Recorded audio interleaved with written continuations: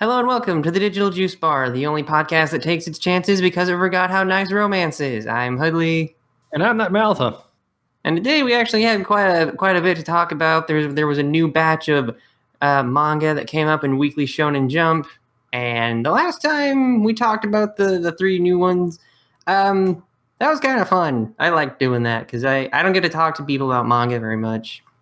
Yeah, you said that before, and I think it's kind of hard. I had some problems getting this whole thing together. So, but I tried. So here we are.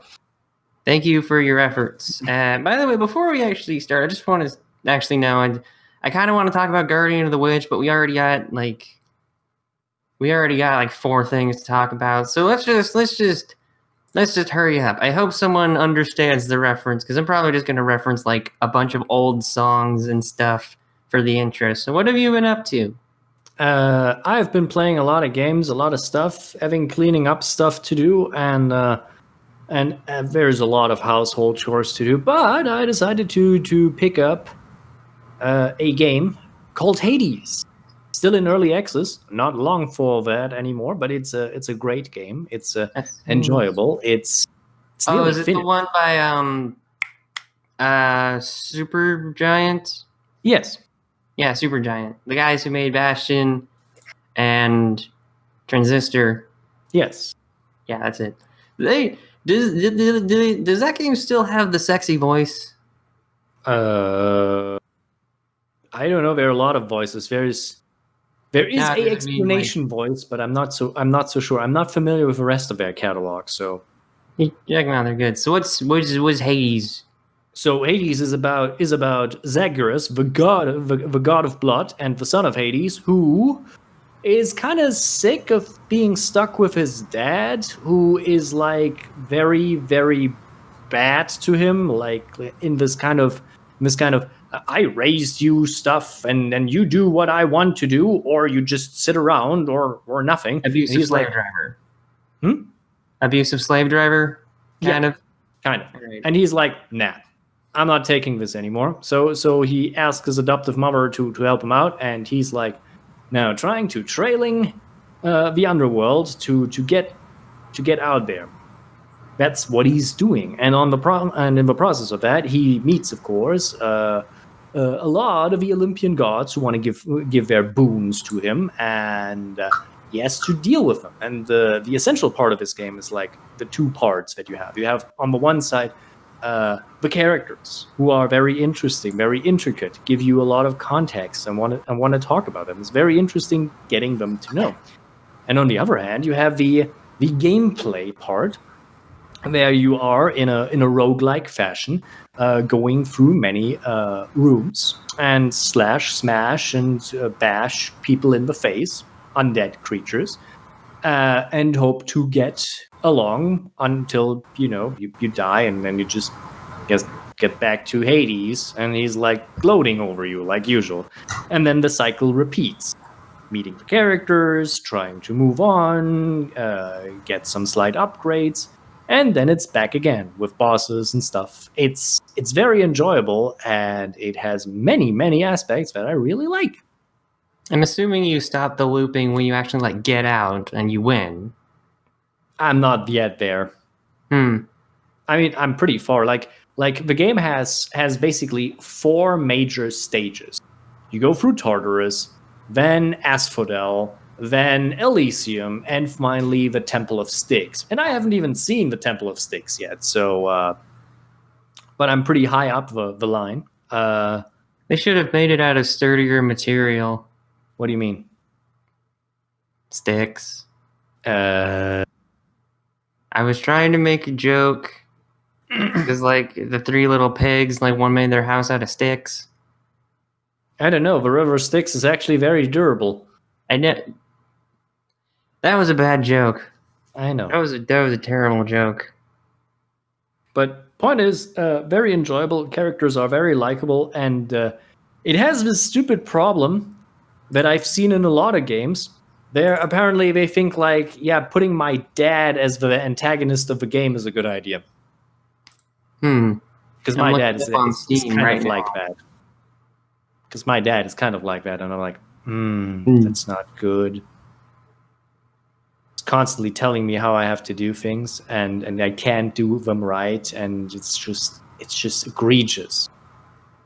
So I can understand why Zach wants to get out of hell. I mean, it's not technically hell. I mean, Because, I mean, it's Greek. that's true. I mean, it's the same concept. Yeah, I suppose. Yeah, I'm looking it up on Steam. It looks more like Transistor, but with like gameplay of Bastion, but as a roguelike. That's pretty cool. I mean, if I would recommend getting it. It's very enjoyable. Got overwhelmingly positive reviews on. Whoa, that's a lot. Yep. 98 of the 21,910 users review this game as positive. Good on Supergiant. Yep. Also, you can pet Cerberus. Pyre, that was the other game they made. I was trying to I knew they made like a third game. I just couldn't remember what it was. Pyre, that was it. Their fantasy visual novel basketball game. Sounds like a pretty good idea to me. Apparently it was good. I haven't played it. So that does sound pretty interesting. Like you like get a bunch of different weapons and stuff, because like I like roguelikes. Like Enter the Gungeon is like one of my favorite games of all time. And I play it and I'm like, oh, I got the exploding banana this time. Oh, I got the golden gun. Oh, I got the thing that burps bubbles and then like belches them at enemies. I mean, it's not like I got the AK-47. It's not really like that specifically. You pick before every run, you can pick a weapon you have unlocked beforehand, and the changing things are the boons the gods give you that manipulate your abilities. Like, for example, Artemis can give you the ability that your cast shot automatically targets enemies, and you don't need to aim for them really much. That makes sense. There are things where you like have some bonuses, like it can make people drunk and they take damage because drinking is bad apparently. Did you get that from Dionysus? Yes. Nailed it. Who's a real swell guy, kind of, but there's also this kind of situation where you can gain dual boons, where you have like two of the gods giving you a combined boon at the same time. Double very boon. Interesting. And that's very interesting. So you can pick and choose. You can also slightly manipulate it. And it has Hey. Would you say that when you get two at the same time, it's a combination? That was terrible, and I sorry. Know. Also, there are also rooms where you get two boons at the same time. The problem is, if you pick one or the other god will get jealous and send their minions to try to kill you for a moment until you're done, and then you can get the other one too. It's because I'm trying to make too many jokes, because I was about to make a senpai noticing joke, but no. That sounds pretty cool. It kind of reminds me of like, is it kind of like in Enter the Gungeon, sometimes you come across these chests that have like two things in them. You got to pick one of them. Is it kind of like that? Yeah, it's kind of like that. It's just that it's a room. You get in there. There are two boons on the ground and no enemies. And the moment you pick one boon, the other one will will activate the enemies and will make it more difficult by putting one of their status moves on top of that by making attacks onto the ground and stuff like that. Can be very big of a problem. Also, like you can also meet Chaos, who will give you a challenge-based boon where you just like have something like when you attack people, you take damage on yourself, so you should not use your attack for that and that amount of rooms, and then it transforms into something beneficial. Oh, that's something like that's an Enter the Gungeon. That sounds pretty cool. I guess it is kind of like, it does sound like that way it's a nice little balance. Like you could get this thing and that could be a pretty good bonus, but you're going to have to deal with the consequences of not picking this one. That's kind of a neat balance. Yeah. That's neat. I might pick that up. It was like $25. It's a little apprehensive to spend that much because, again, I don't have a way to make money right now. Wish I did. I should really get back to drawing. Yeah, that would be a good option to gain some extra cash. What I definitely recommend. So On top of Hades. that, yep, it's great, and it has a Yu-Gi-Oh reference. If you can find them, good for you. That's pretty cool. And also very random because it's they had nothing to do with that. It's very fitting. It's the moment I saw it was like, oh, that's great. That's great. Also, I use the thing that is attached to that all the time because I'm a scrub. So, all right, it's cool. Yeah, I don't think Supergiant's made a bad game yet. It's like 4, they're like pretty decent to great. So yay for them. Yeah. So what have you been up to? I went to a bookstore again and I picked up like 3 new manga series, so I figured I might as well just talk about them because I don't know, like, well, 2 of them are new in English, and then one of them has been out for a while, but I just picked up the first volume because it's just like, I hate it when I go to a bookstore and like, oh, I'll get that the next time I visit because it looks interesting, and then by the time I come back, it's not there anymore. And then they never get another shipment of that volume in. It's just like super annoying. But anyway, the 3 series I picked up were one of them was the first volume of Not Your Idol. Next one was How to Kinda Receive, which is about beach volleyball. And then the third one is a new series called. Well, they're all 3 of them are. 2 of them are relatively new, and the third one was called Love Me for Who I Am. And they're all actually pretty neat little reads. I guess I'll just start in the order that I'm just gonna go through them real quickly. So Not Your Idol, that was you ever read shoujo manga? Not really.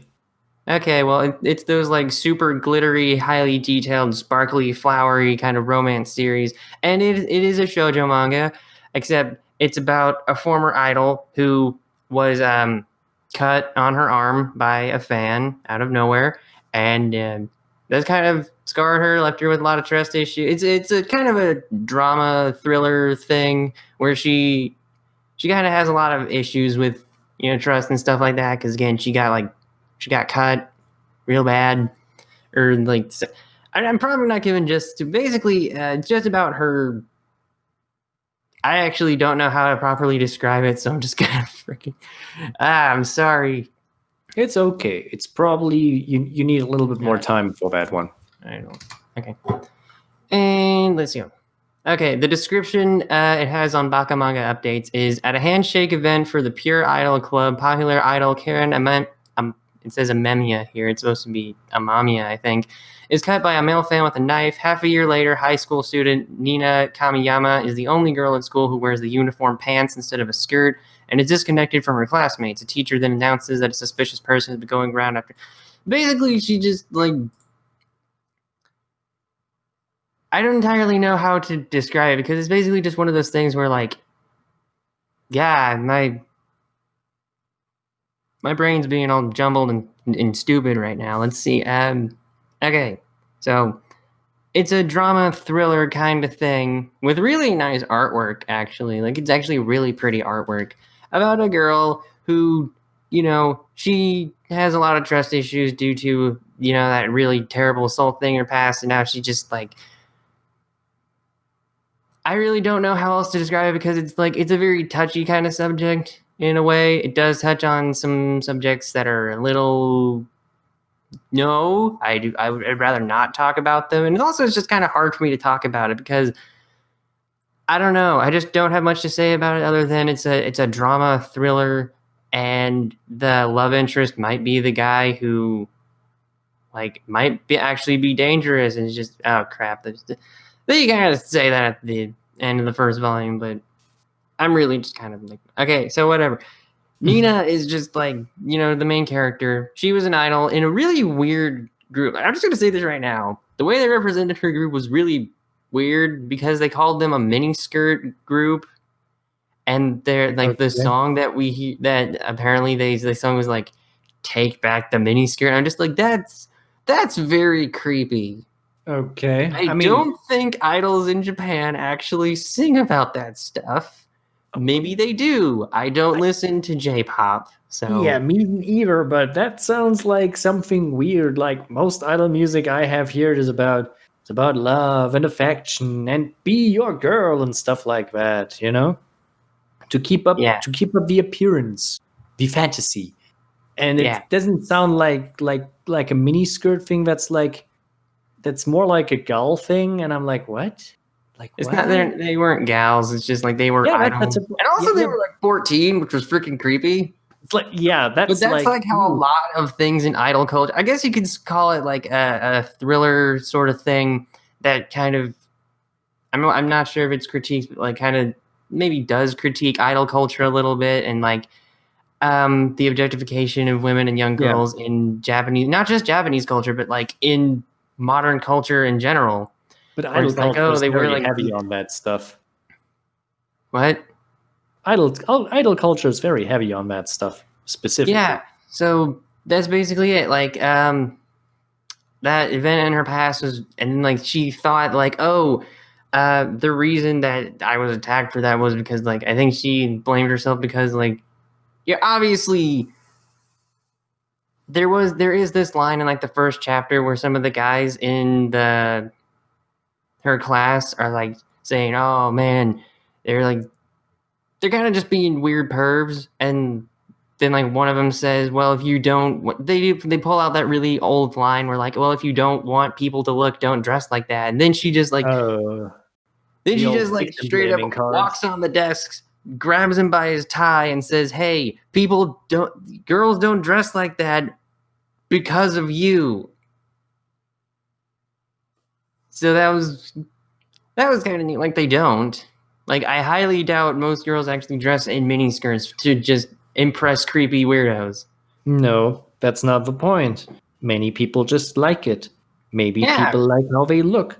Maybe it gives them a certain sense of how shall I say, appreciation or whatever. The point is, it's not usually done for others. People don't dress for others in many cases. They dress for themselves. Right. I actually came across this one. I don't remember what anime it was. No, wait, that was a different manga. It was basically just like, no one typically sees your underwear, but like if you wear nice underwear, it might make you feel nice about yourself. And I'm just like, yeah, that makes sense. Because like people dress like that because they want to. They want to like, I look nice in this. I feel nice in this. It's very comfortable to wear, or I just think it looks cool. And then they wear it and they're like, yay, that's nice. And people don't tend to dress like that for other people. So I think that's, it's just, I do think that's kind of interesting how they actually just like directly had her say something against that statement. So that was kind of cool. Yep. And so I guess you could say that it is kind of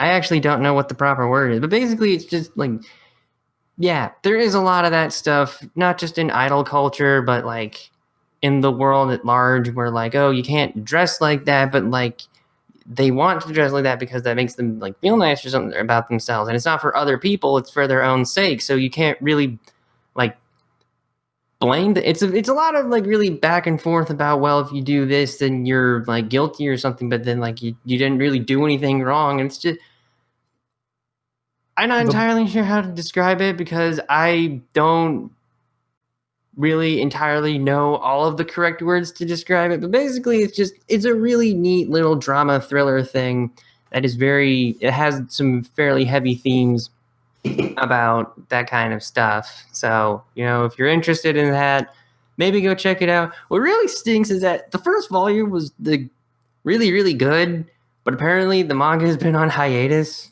for like years. Maybe not years, but like it's been on hiatus for a while. So even when we get the rest of the volumes, holy crap, it's only had 2 volumes, which means after the next one, I don't know when the next one's gonna be. That stinks. Well, it stinks because the first volume was really good. So yeah, that was not your idol. I'm sorry I was so scrambly about it, but just like, it's good. I recommend it. If you're okay with topics of that kind of thing. I guess I just don't really want to talk about those kinds of things here, but it is a good series. I hope they resume serialization soon. Good. I should hurry up with the other two. Mm-hmm. Okay, so the other two is Harukana Receive. It's a beach volleyball manga. Obvious why I got it. But the main reason I got it is because I heard the anime adaptation was actually pretty good. And so I watched it and I'm like, this is actually pretty good. And it's more than just like, oh, girls playing beach volleyball. I mean, it is girls playing beach volleyball. However, it's good.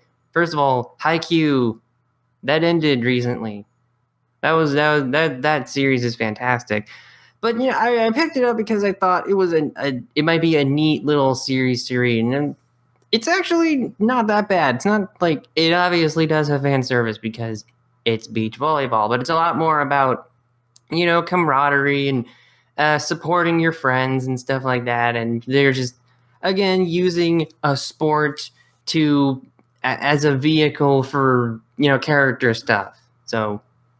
The real question is, do they actually dress like beach volleyball players, or just, wearing bikinis all the time? Beach volleyball doesn't have a uniform. I mean, the usual one is, slip and a shirt.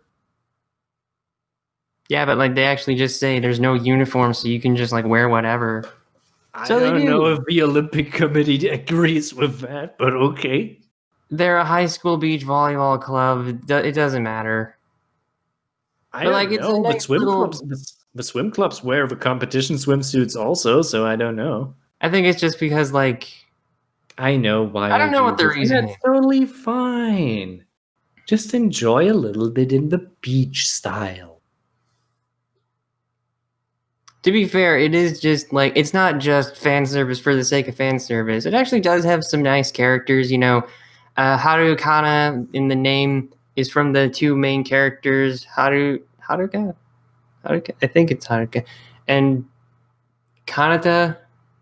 And Kanata is just really short, and she the person she used to play with, just left her and joined someone else because Kanata is really short, and so Haruka's one of her things is that she's trying to help Kanata get her confidence back, and by playing with her, and they meet a bunch of other people who play for their reasons and stuff like that. It's a nice little series that if you can look past the fan service, or if you're cool with that, go check it out. So yay! The anime adaptation I heard is actually pretty good. So yay! And then the what? Okay, last one. All right, sorry, I'm gonna hurry through. How long have I been talking for? I don't want to tell you. I'm gonna cut out a lot of the scrambling stuff about Not Your Idol because that was terrible. The last one is actually the most interesting one, and that's Love Me for Who I Am. And it's been man. Okay, so the series is about this. It actually has a non-binary protagonist, and from that alone, I was like, okay, I'm interested because you don't see a lot of those, except maybe in Ouran High School Host Club by complete accident. Yeah, that's weird. Ouran High School Host Club is really good, but anyway, the main character is Mogumo. They were assigned male at birth, but they don't recognize they're non-binary, and then one of their classmates asks them to come to the cafe that his brother, technically probably sister, runs, thinking that Mogumo is an otoko noko, a guy that dresses like a girl. It's not trap. That's completely different.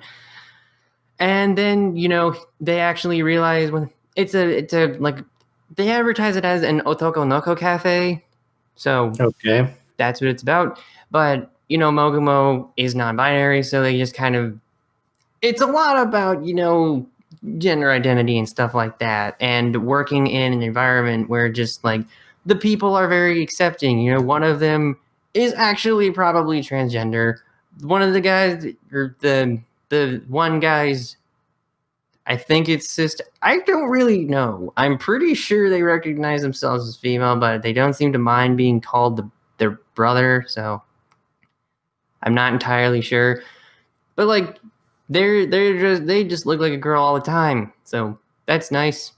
One of them doesn't really seem to care. One of them is gay, and the only reason that they do cross dress is just because like, oh, it's easier to hide the relationship that way, and they look cute. So why the heck not? So it's a cafe of people who, they're all, by the definition of anatomy guys, but like most of them don't really identify as that. And it's a really interesting kind of story just about Mogumo and him. I'm sorry, they're, I lost the path of the sentence. And their, journey to becoming more confident in who they are and finding a place where they can just have friends. So, and, them working out who they are, discovering, just what exactly makes them feel comfortable about themselves. And apparently in the third volume, they go to Japanese Pride, which is Tokyo Pride. So it's a manga really about,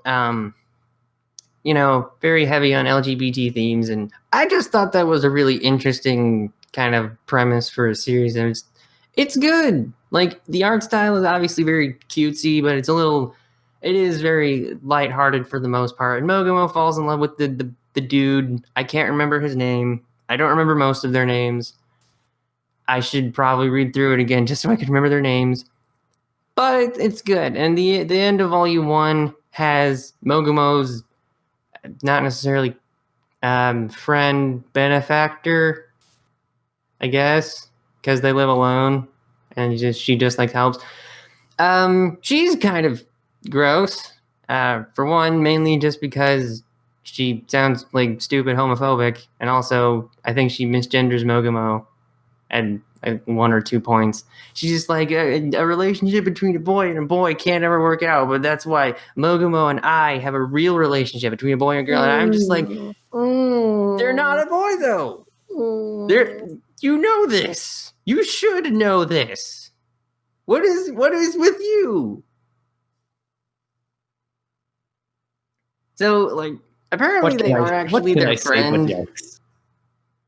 Apparently she is actually Mogumo's friend, but I was just like, she's a very controlling character, so I'm gonna put money on this right now. She's probably gonna, her character is probably gonna like accept that Mogumo can make friends and be with people other than her, and then like she'll be totally cool, and she'll probably actually call them they, because again, they can also be used as a singular pronoun. You should see me write things in English. I use they and them quite a lot. I don't know why people think they is just like a plural, because like I don't either. You can say something is theirs, and you can refer that to one person. So just say what the heck. So that's Love Me for Who I Am. It's a cute little series. I'm really looking forward to volume 2, and I've been talking for longer than I was hoping to, but yeah. Okay. Cool. All right. So I'm sorry for that. I'm going to cut out a lot of the rambling and the not your idol part, but we're going to talk about the 4 new series that came in Weekly Shonen Jump over the past 6 weeks, because, we got to wait for all 3 of them to have their first 3 chapters. And the first one we're going to talk about is Ayakashi Triangle by Yabuki Kentaro, the same guy who made Black Cat, which in my opinion is like in one of the upper tier Jump series. And he's also the one you might be more familiar with as the artist behind Toraboru. I think that actually wrapped it. Nightmare, your mic. I have a firework in the background. Oh, great. I tell you when it's gone. All right, I'll just wait. Quite a lot here.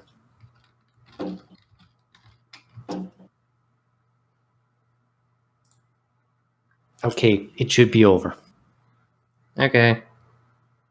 Just gonna give it let's give it a couple more seconds.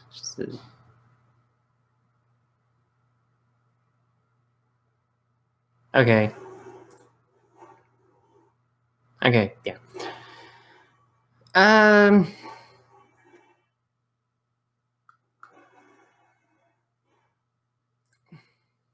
Okay, yeah, it should be over by now. But Kentaro Yabuki, as I said, I'm probably going to cut that part out in the uncut version. So just weird technical stuff, people listening to the edited version. But Kentaro Yabuki is the one who made Black Cat. Again, really great series. And he's the one that did the artwork for Torabaru. I don't think he wrote it. No, he didn't write it. He just did the artwork. So that was cool. And I was actually kind of surprised because a lot of series have been getting wrapped up lately. So I guess they just need to get more series to fill the slots. And I'm going to be honest, that's kind of what this manga feels like. Yeah, it's probably going to wrap up relatively quickly, I think. Yeah, it's just, I don't know. There's just something about this series that it feels way too try-hardy, but at the same time, it doesn't feel like they tried hard enough. So the premise I don't know so much. I mean, from the concept, I can tell this is going to be not that long of a series, but it tries a few things, and I'm pretty sure it's gonna end in a very unconventional way, I say. I mean, it might not. It might continue for a while, considering it's Yabuki. So the premise of Ayakashi Triangle is that there's this dude named Matsuri, and he is an exorcist ninja. What is a cool combination? You and I have very different thought processes, because in my mind, it's just like, that sounds either redundant or completely pointless, because, a lot of the time in manga, whenever there are ninjas, they typically fight weird monsters anyway. I mean, for me, it's more like... And why do they have to be an exorcist ninja? Why can't they just be an exorcist or a ninja? It's not like in Kore wa Zombie Desu ka, where they have vampire ninjas, because that's just a really stupid combination. This is a thing of two things that I feel could have been either one or the other. They just call it the one thing. I don't have a problem with it. I think it's okay. It combines two specific things with each other. Yeah, it's not bad. I don't know. Just the term is, I don't know. It just feels really weird to me. So one day, this super powerful yokai thing attacks his childhood friend who has a super amazing spirit energy something, I think. I think that's the explanation. Yeah, it is. And there's a quick little battle, and the yokai thing ends up turning him into a girl. And that's the premise. That's the premise. You have a guy you have a guy that's now a girl that fights monsters yokai while and trying other to ninjas, exorcist ninjas sometimes. And then tries to get a way to turn back while his childhood friend tries to come to cope with this situation. And I just love how the stupid cat doesn't understand that just by turning a guy and a girl, that doesn't mean that they cannot romantically getting involved. I mean, he's been gone for thousands of years. Maybe he just never saw any of that. I mean, it's just like, come on. Don't you know about the scissors? The scissors, man. It's like, I wouldn't put that past Yabuki. I didn't read Torabaru because it's about naked 14-year-olds, because that's no. Yeah, but I mean, Yabuki. I feel like, and obviously because it's Yabuki, this feels a lot more influenced by his work on Torabaru than his work on Black Cat, and I feel like that's kind of disappointing me, because Black Cat was really, really, really good, and then again, I haven't really read Torabaru because no. And of course, since it is Yabuki, it's got fan service and stuff. Also, in one of the chapters, we just straight up see a ninja scroll on Matsuri's chest, and I'm like, that's not even trying to be subtle. No, but why wouldn't you? I mean, this is just not the kind of show. It's what I expect. It's not too sleazy. It's not too non-sleazy. It has the right amount, I think. It's not too on the nose. Yeah. It's kind of... Again, I play a lot of Senran Kagura, so I guess I'm just used to seeing that thing. I don't know. I mean, I still have seen more panties than I wished I would have, but still. That's anime, man. I know. And it's not even the worst, but let's be honest, we can't beat Agent Aika. That's just impossible.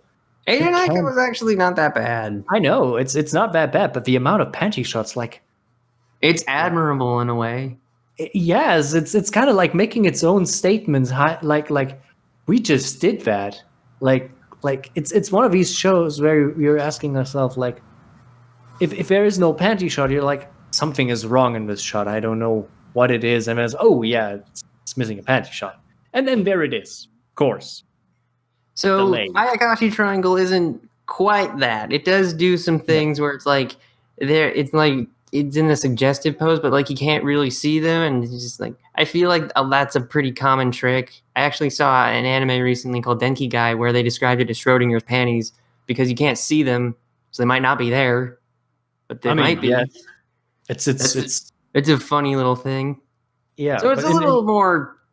I guess we could say it's more tasteful than Torabaru, but that's not really hard. Again, it's totally fine for what it wants to be. It has some really good artwork. The action. I'm just gonna say that right away. Like the artwork in this series is actually really, really good. It's like really smooth. It's good at conveying motion. The girls are really cute because it's Yabuki. It has this kind of interesting moment where it seems to want to end like every fight scene on a full page spread kind of thing. I mean, that's pretty common. Yeah, but it's like it takes a lot of time to set this up. Like, I've seen a lot of these panels that just don't work, and this here one kind of fits what it wants to do. It builds up very effectively. The characters are nice, and it feels like it's more interested not so much in the action, but more in the interpersonal stuff. Yeah. As far as I can say, what is like weird that it's like it kind of reminds me of a more character focused Bleach. I sure hope when you mean that you're excluding the first arc from that backhanded statement. Yes, I mean, even first arc of Bleach was good. After that, yes. No. It's kind of the problem I have with the first arc of Bleach is that it's just. It doesn't go far enough. This one here goes a little bit further, I have a feeling, like where you really get into the emotional stuff of all of the characters, where it's a little bit more detailed, you know? And that's just something that Bleach did not do so well at first, but it was serviceable. But I think here this is good. The question is, can it keep this up? Or do we actually have to go to the spirit realm and kill more yokai or something like that? I don't know. It's probably going to be more about the interactions, because I don't know. When I think of Yabuki's art, it's just, I don't really think it would work super well in like super big action scenes, because Black Cat. Yeah, again, Black Cat was great, but something that I really liked about Black Cat was that it was like a lot of one-on-one fights and very like enclosed spaces, and like it wasn't like these big gigantic not slobber knockers, but just like, like something you'd see in like One Piece or something, where it's just like a bunch of people throwing down. I can't really imagine Yabuki drawing something like that and making it work with his art style. No, he's very up close and personal. He likes to use the space effectively. And I think a ninja is actually a very good fighter for Exorcist ninja. Well, yeah. But that's a really good character concept for that, because you often have that there.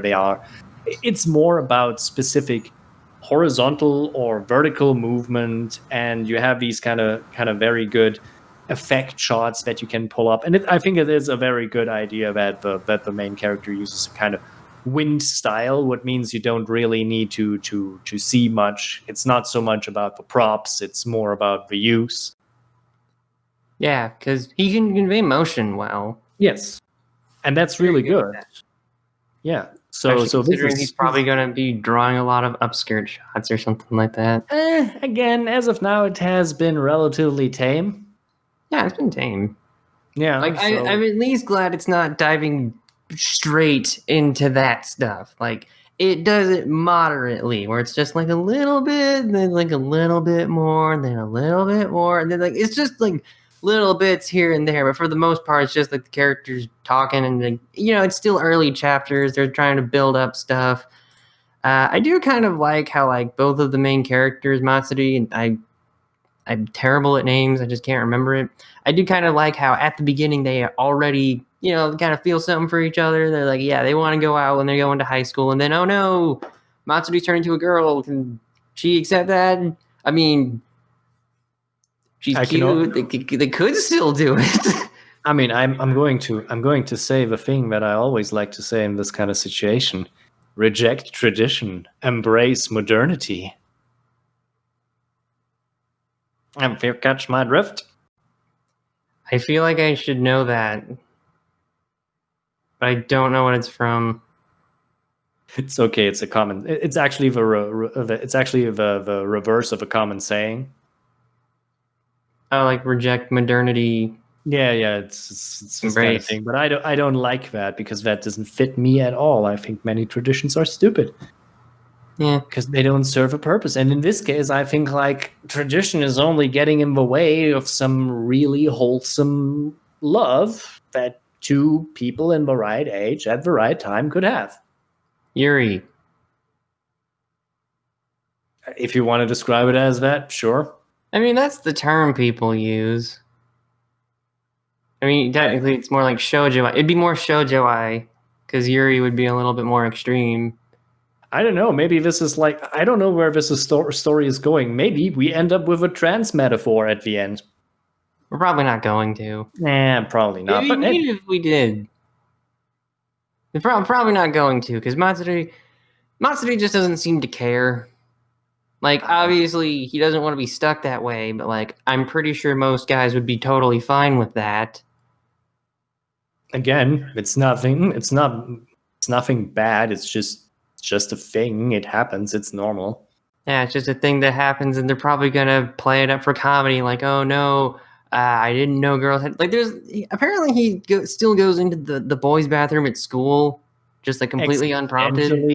But I mean, it's hard to get rid of habits. You're like going there straight every single day, and it's like suddenly, nope. Yeah. So.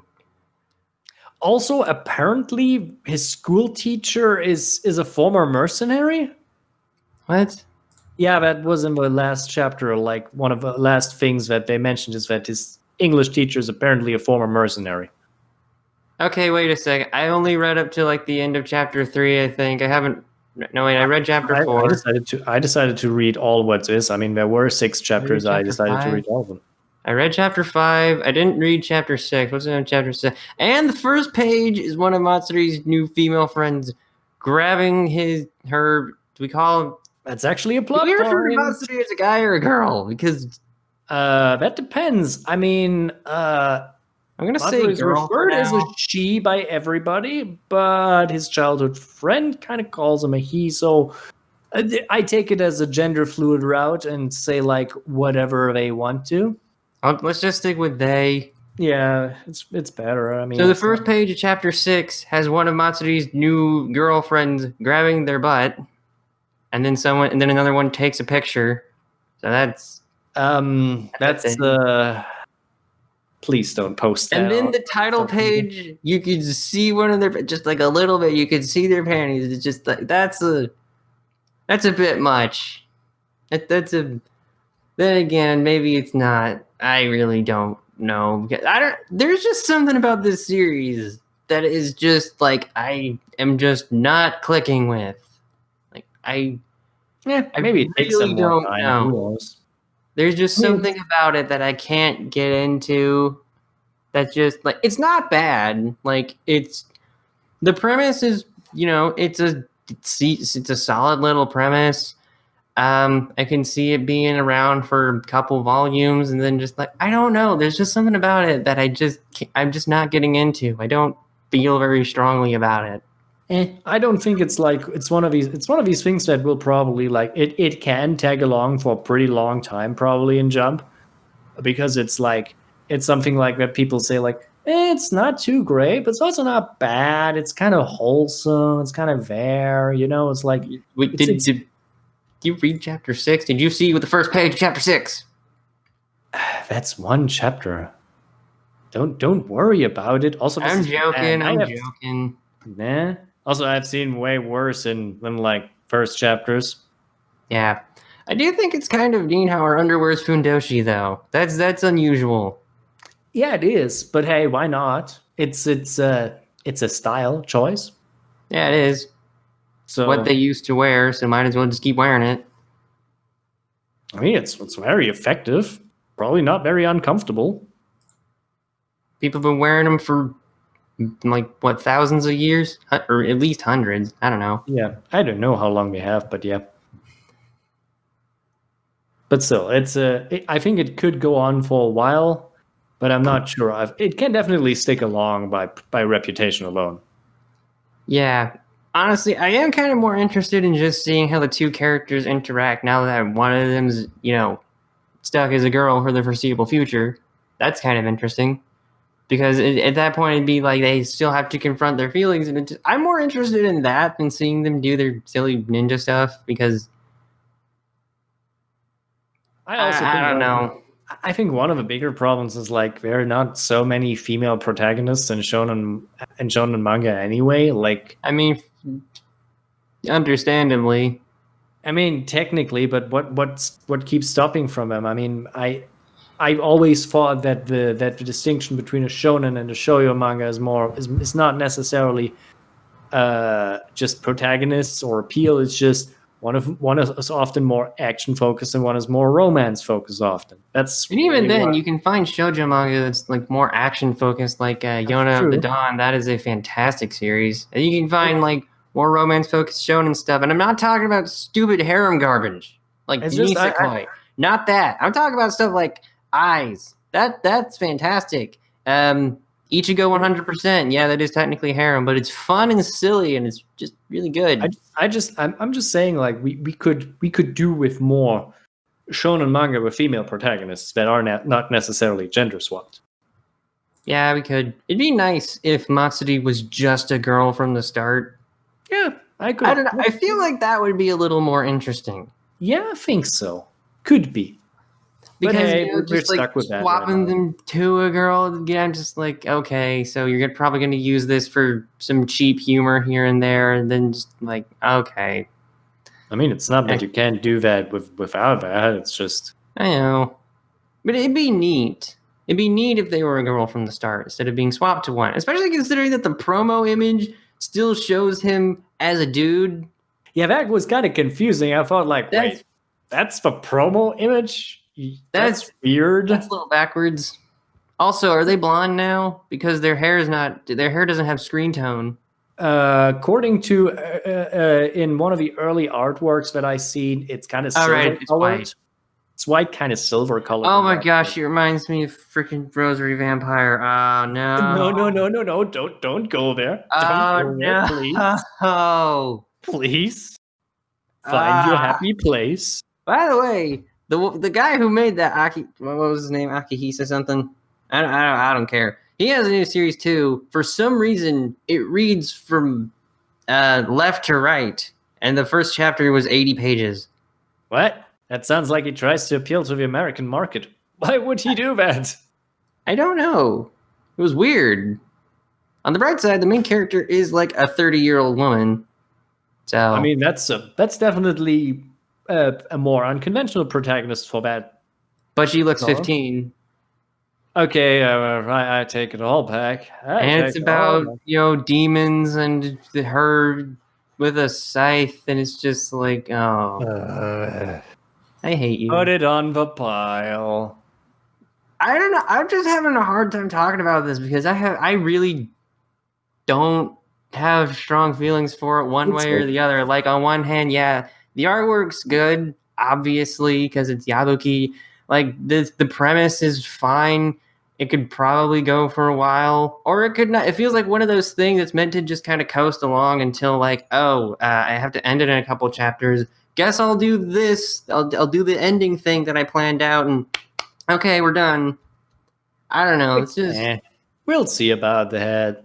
Maybe give it just a little bit more chapters. Maybe it's just missing the right kind of mix. Maybe we need to bring a little bit more characters in, and you find your favorite. I don't know. Yeah, I don't know. It's just there's just something not clicking for me. But like, what are your overall thoughts on it? I think it's fine. It's okay. It's again, it's not necessarily something that I say like would be the greatest thing ever. But if they turn it eventually into an anime, I wouldn't mind it. It's just it's there. It's understandable. It could go any kind of directions. It's okay. It's just kind of here. It doesn't leave much of an impression on you. Not really. I mean, I got some vibes, but I can't really put it. It's just okay. It's good enough to be read, but it's not good enough to be like praised. Yeah. It doesn't look for Except the artwork. Yes, that's okay. That's really artwork is fantastic because Yabuki, he's just really, really good. I'm just glad we have more ninja stuff that isn't Naruto. When did we ever stop having ninja stuff? I don't know. I mean, Shonen Jump has only like 2 ninja things. Like this and Naruto. Actually, I think was that series in there? What was it called? Ninki? No, that wasn't it. No, there was one that was basically Naruto but better before it was Naruto, but I don't remember what it was. What it was. Hey, I take it every day over burrito the next breakfast.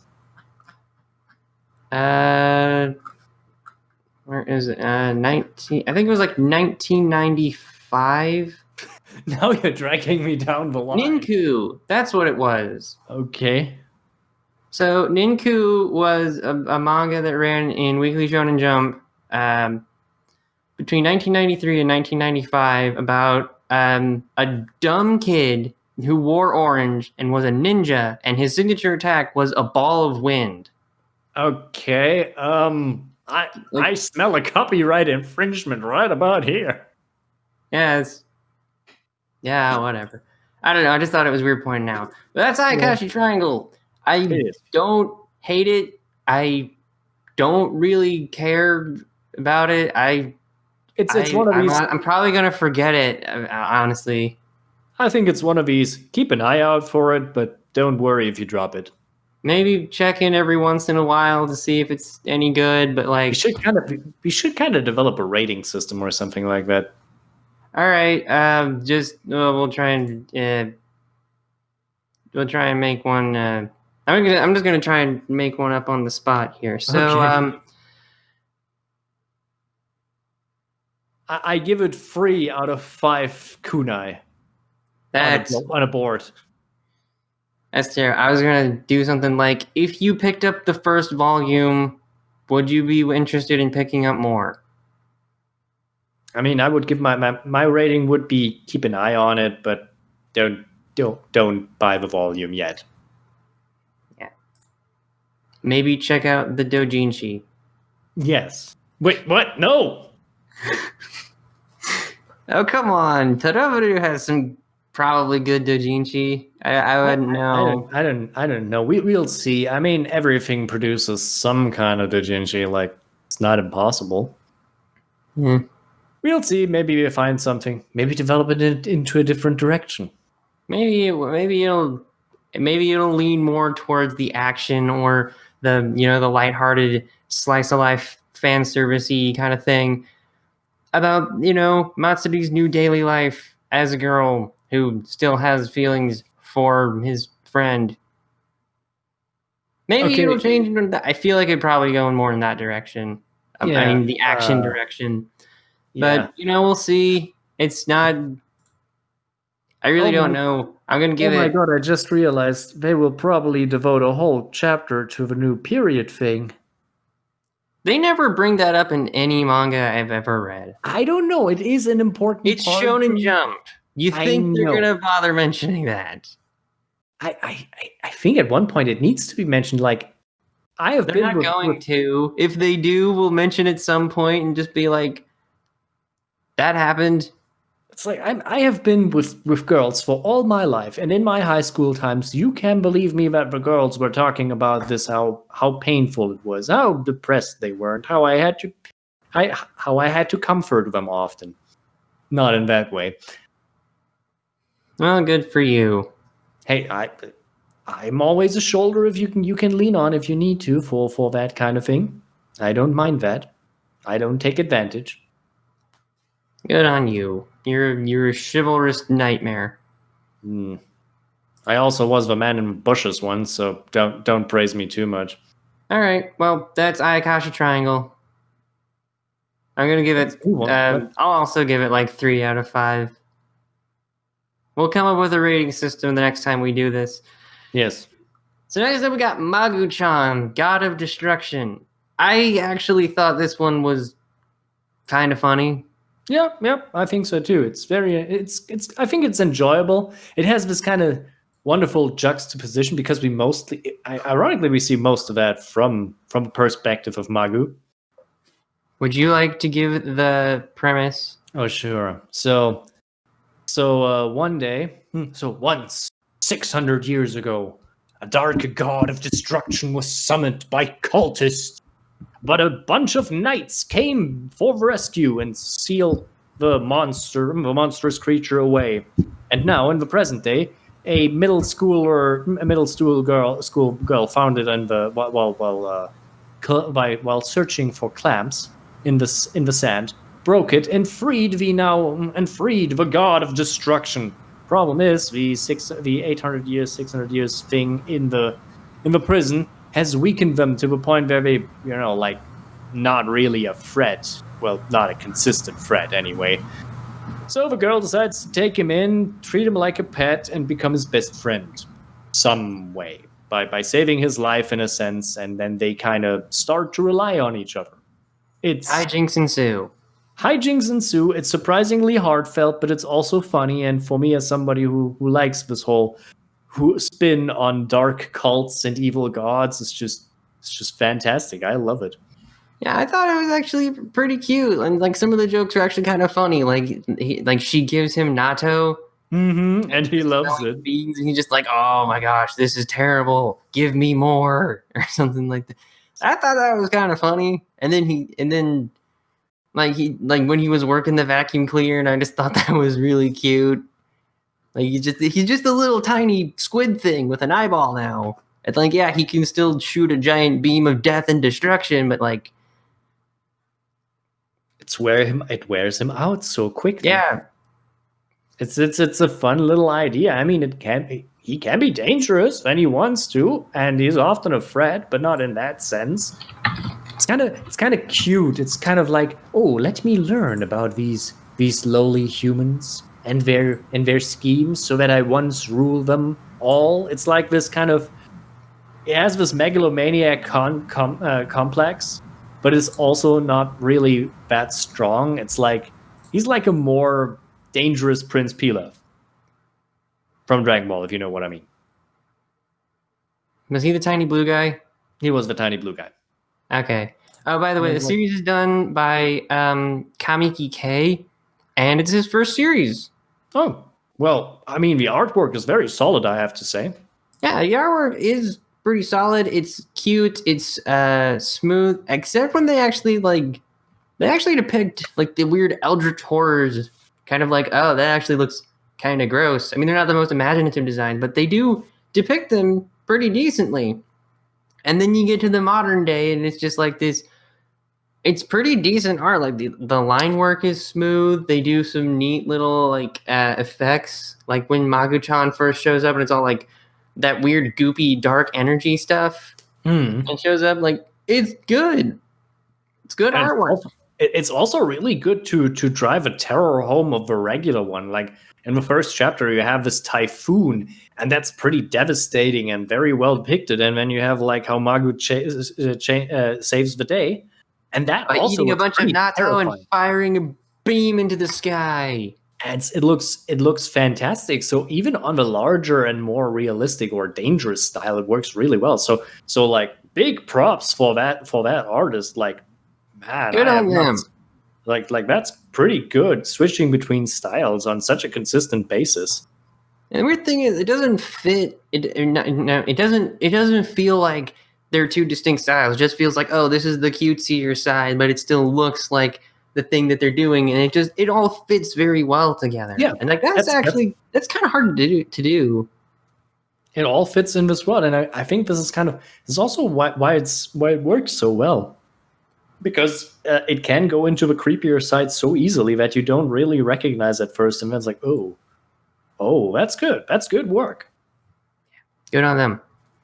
Yeah, and I mean, and Ruru is just like the very practical kind of person who's just like, she doesn't care that Magu-chan is technically like a super-powered eldritch horror deity who was worshipped by people in the past, and he can probably kill everyone in town if he wanted to, but he's just kind of there hanging out, eating natto, and he's just like, oh, you help me, I help you. I will be your friend. And it's cute. It's a cute little series. It's actually good artwork. Good. I wouldn't necessarily call it funny, but like there are some funny bits in it. It has definitely its moments. I think it lives from a juxtaposition of what's going on here quite well. I just want to see where it goes. What kind of hijinks will ensue? Who will show up next? I'm going to assume more chaos gods. I mean, we already have one. Yeah, and they battled crabs. That was actually a really funny chapter, because it's just like, oh, I am a super powerful deity just like you. And then Ruru's just like, all right, compete by seeing who can find clams. And then Magu-chan found 2, and then he was holding them up like he was just so proud. That was actually really adorable. It's like, this is great. Like, this is great work. I think this can go places. Yeah, it's a fun little thing where it's just like, this guy could destroy everything, but he's just like here. He's just kind of here trying to make friends in his own weird way and trying to understand how humans work now, because it's just so vastly different than how they were and how people treated him back then. It's fun. It's a fun little series. One thing that I actually really loved is in like chapter, was it 2 or 3? I think it was 2. I think, yeah, it was 2. When he's just like, I am studying the tombs of your people, and he's just reading manga, and then the guy comes in, and he actually calls him out like, this is a date. You like her.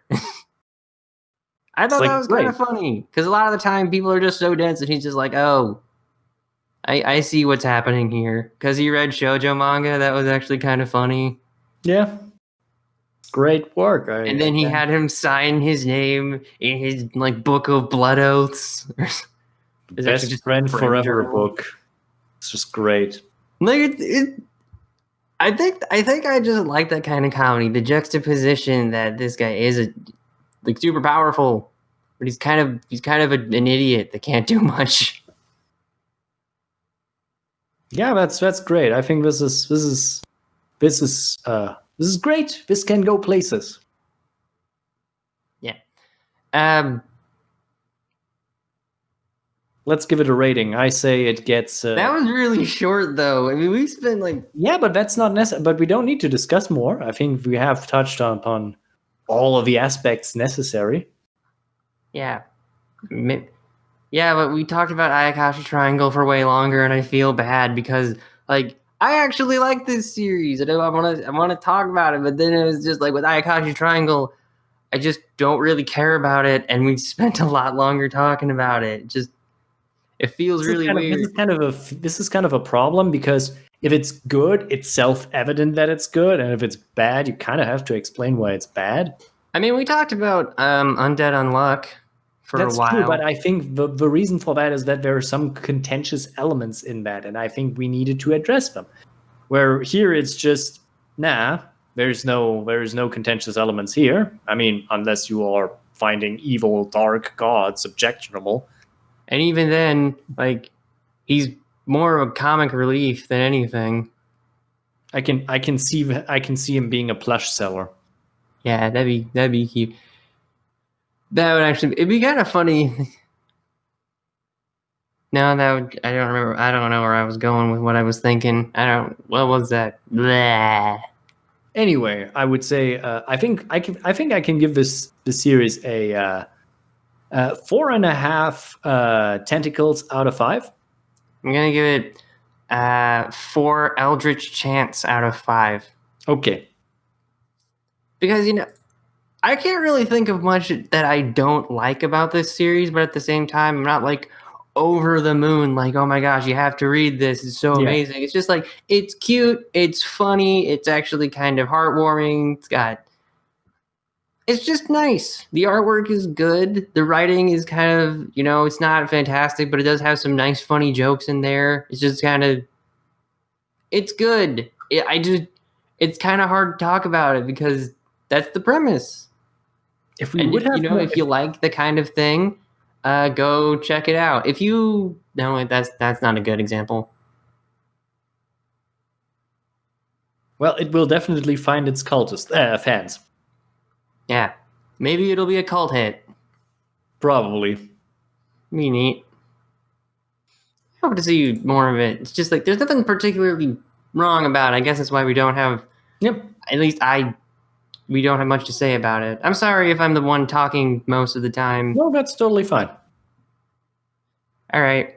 Well, now we're going to move on to my favorite of the new batch, and that is Hard-Boiled Cop and Dolphin. This was my favorite. That left like no impression on me at all. That really? I thought it was pretty good. It's a crazy concept, and it's just also it's done by Ryuhei Tamura, the same guy who made Beelzebub. So just saying that. It's a crazy concept. I give it that. It's just that I had a hard time actually going through that. This was really the one that I was like stuck reading. It had not a good flow. It was just why. I don't know. I actually do think this was my favorite of this new batch because I don't maybe it's just because it reminds me of you remember Bakuman? Yeah. Well, in that series, in that manga about making manga, there was a manga called Otter Number 11 about a guy who had an otter for a head and he could turn his fist into rocks. This kind of reminds me of that. It's like a very except it's not like 1-to-1, but it is very similar. So the premise of this is that the main character, Sawamura, isn't that what his name is? Sawamura? Yeah. I think. Is he's the loose cannon cop who's always causing trouble, but he plays by his own rules, but he gets the job done. And that kind of thing. But instead of just like his superiors putting up with him, he gets like shipped out to Okinawa. I think it's Okinawa. It's they say it's the most sovereign district of Tokyo, so it can't be Okinawa. I'm gonna see. There might be in the first chapter. They talk about. One of the characters apparently talks something about Okinawa slang. Oh, okay, here it is. Ogasawara Islands. I don't know if that's a real place. Yeah, could be. I don't know. But anyway, he's fired and he is told to go work at the precinct at the Ogasawara Islands, and because loose cannon. You're a loose cannon, Sawamura, or something like that. I'm pretty sure it's Sawamura. And his new partner, and they set up this really cool intrigue about this ocean cult. We go from exorcist ninjas to a god to something to do with a cult. It's a weird chain. There's a theme today. The last one's gonna break it because but that's the fun part about it. Anyway, so yeah, they pair him up with. No, not yet. So they set up this neat intrigue about a cult that like worshipped this little girl who was like who would like see the future or something like that. Had some kind of supernatural connection to ocean life, and then they all just disappeared. And then the girl springs up, adopted by a guy with a dolphin head, who is a dolphin, and I think his name is actually Flipper. Yes. F. Lipper. That's like, and also the girl cop has really big boobs that pops all her uniform buttons, and then Sawamura just like loses his cool and gets a nose. But I thought that was funny. Yeah, that was kind of funny. Even though I think like, did it have to happen in the first chapter? I don't know. Yeah, It's okay. It was a memorable introduction, I guess. And then, like, I freaking love how like when you turn the page, there's just this really big hulking guy with a dolphin for a head. Like, I don't know. I thought that was funny. I mean, it's definitely not what you expect, even with a premise like that. I didn't title know like that. I didn't know it was actually going to be a dolphin.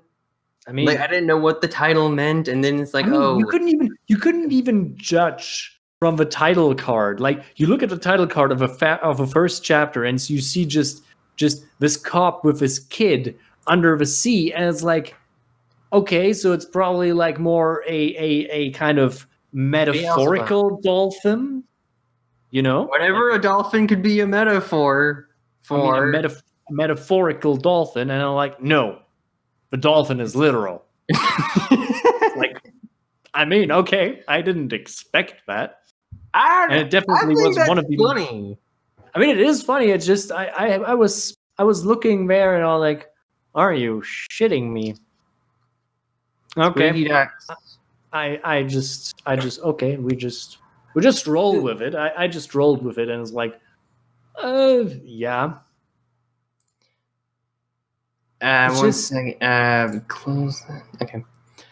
So the premise is that now, like, so like obviously they're cops, and he's a dolphin cop, and he's teamed up with Sawamura.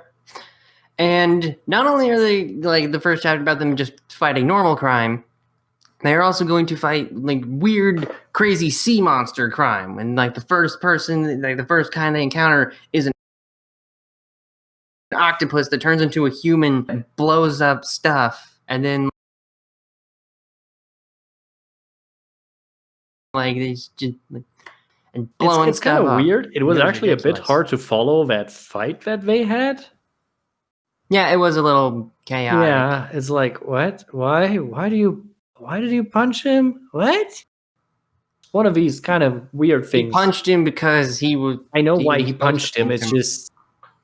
I know why he punched him. It's just. It was a bit chaotic. I think that was the idea.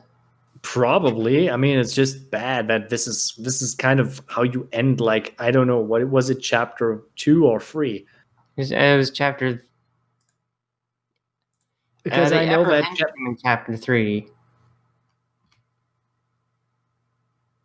Because I know that in chapter 2 they kind of chased that dude with the car. That was the first one. Friends. That was the first one. The first ones are always so long. Yeah, I mean, they have to. It's like 50 pages, and then like 25, 27, and then like 20. No, the third chapter is 25. I think the second like 30. I think regular length is sometimes better than extended. I mean, extended can be nice. It's just you got to give the new series some time to set things up. It's just kind of how it works. But yeah, so yeah, it's the premise right now is that they're gonna battle weird sea life, and one of them is a dolphin. I mean, I'm pretty sure this is going somewhere, but I think I need a little bit more before I'm warming up to this whole thing. Again, I was into it from the start because, like, first of all, the artwork, I'm just gonna say this right now, it's very impactful. Yeah, that's true. It's just, like, it's all in your face, and it's like rough, and then, like, again, the motion, you convey it well. Again, this is by the guy who made Beelzebub, so it's clearly, not a first-time artist. So they do a decent job at conveying motion. The action scenes are pretty cool. And the artwork is the least of my problem. It's just, I think I want... It's the fact that the main plot is just really introduced right about now, and I just don't know where it goes after one fight. Oh, so you're... like, after the first 3 chapters? Yeah, I mean, I've read all of what is there. Like, because, we can't go to 6 chapters, so why not? And it's just, even after that fight, it's a little bit lacking for me to make a real opinion of what's going on. I think I need a little bit more before I warm up to the concept. Because as of now, it's just too chaotic to mean anything really to me. I need a little bit more context here. It's not that it's bad, it's just it hit me too much in the face, and I'm just not recovered enough to say if it's cool or if it just hurts. You're still kind of like wobbling around trying to figure out what the heck just happened. Yeah. I guess that kind of makes sense because like the first one feels like the introduction to a cop story, and then the chapters 2 and 3 feel more like the introduction to a cop story where one of them is a dolphin and they fight like weird mutant fish people. I guess that is kind of weird because it's just like first one is just them like shooting the tires on a car. Yeah. Chapter 2 and 3, there's a mutated octopus person who is blowing things up because they want to. And that just kind of, I feel like that is kind of a weird contrast, but I kind of like that. Like Summer has probably never dealt with anything like that. And they made like right now the premise is like loose cannon moron cop dude who always shoots first, asks questions later. You know, the classic loose cannon kind of how did this guy become a cop in the first place kind of character. And a super serious but also why the heck are you a dolphin cop who is also like crazy fast. That's the premise. Yeah, and I think it needs a little bit more time to get me on its side. If it has you on your side, that's good. I just want to see a little bit more. I could probably do with a little bit more. I would like to see like more about what the heck the point of it is. Because right now it could be either very episodic with them just like tackling various crimes, or they could like loop back into that weird intrigue that they set up in the first chapter. Mm-hmm. Because the girl is there, but like she's kind of aggressive. I mean, I don't mind that. It's just she might also be psychic. We'll see what happens. She does act more like a kid than like most kids in manga. That's true. She's a bit confused with herself, and she has a sick drop kick. Yeah, like that's pretty good. Kind of annoying, and she just kind of does whatever she wants. I mean, she's a child. That's what I expect. Yeah, you don't usually expect that in manga. Like a lot of the time, they're like weirdly well behaved. Yeah, or just like super geniuses or something like that. And just like very unrealistic. I like the chaos. This is one of the aspects I really like about this. The child is very childlike, and that's a breath of fresh air.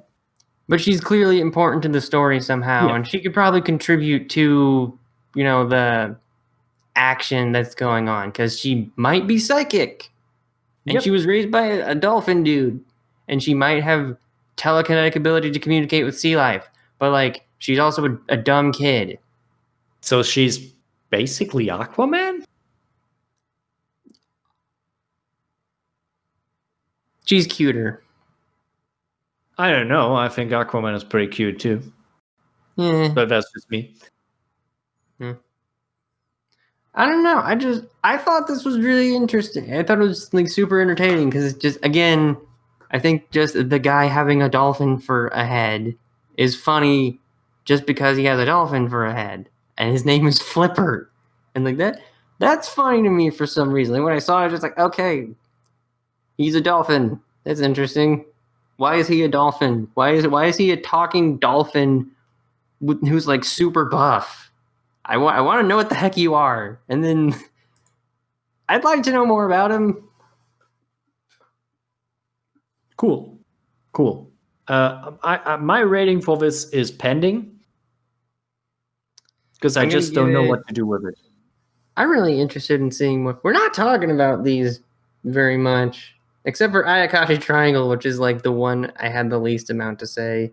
I think it's a warming up phase.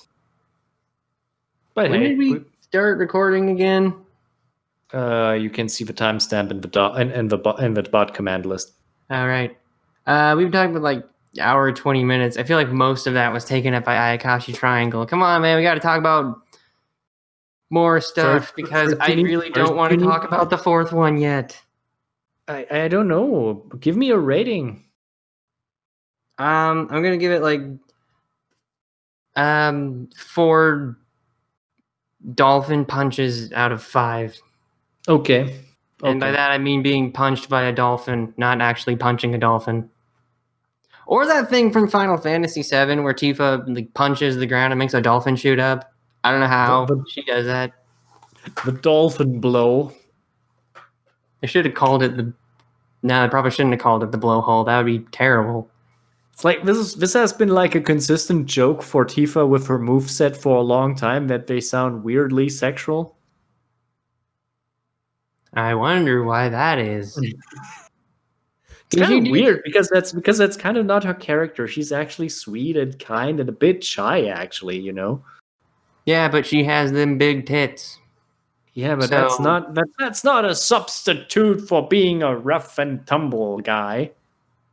Girl for me. Why not? Why do you not want to talk about the last one? Because honestly, I kind of hate it. Oh, I adored it. It was so hilariously random. This is the kind of randomness I want to see. I mean, we've been talking for like hour 20 minutes. Screw it. Let's get to the last one. I liked Hard Boiled Cop and Dolphin, and you're still on the fence about it. You're kind of wanting to see a little bit more. Yeah.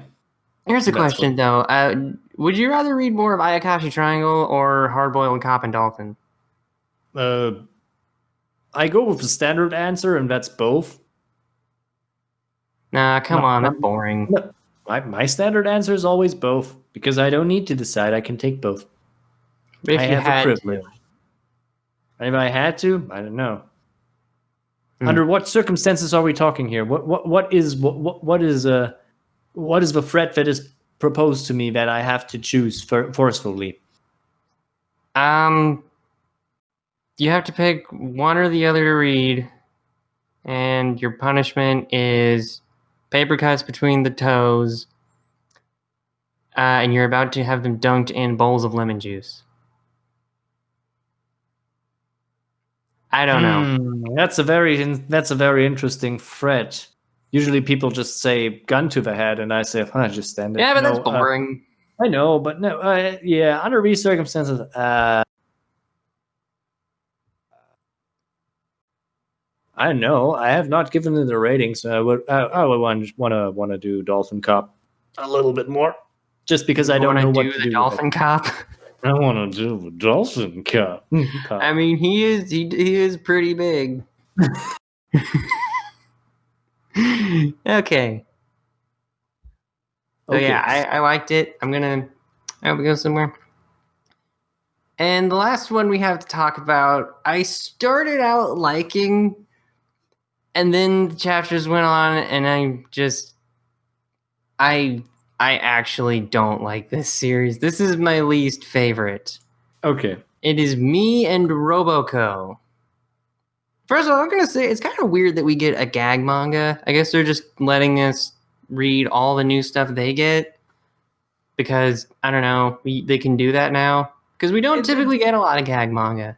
That's true, but the fact is that a lot of people have complaining about this factor for a long time. Like, there's a lot of people who say, I want to have everything that Shonen Jump has to offer, and we're always left out with a gag manga. And I think this time around they picked it because, the translation is relatively well done, so you don't have that kind of problem with a comedy not being translated well.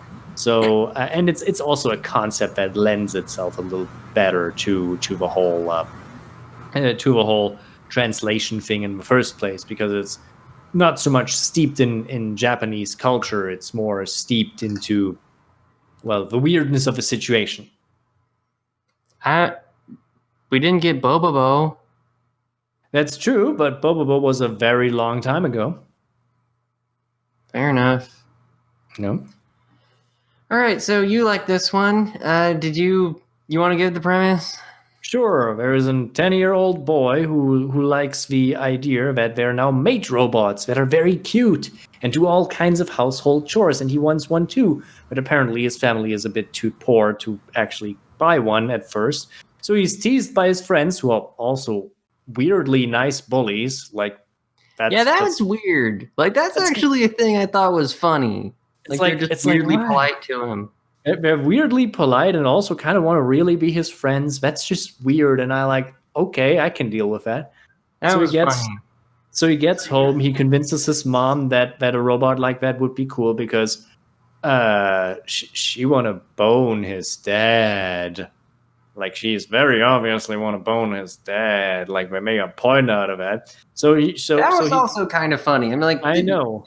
That's your kid. Why are you telling your kid that?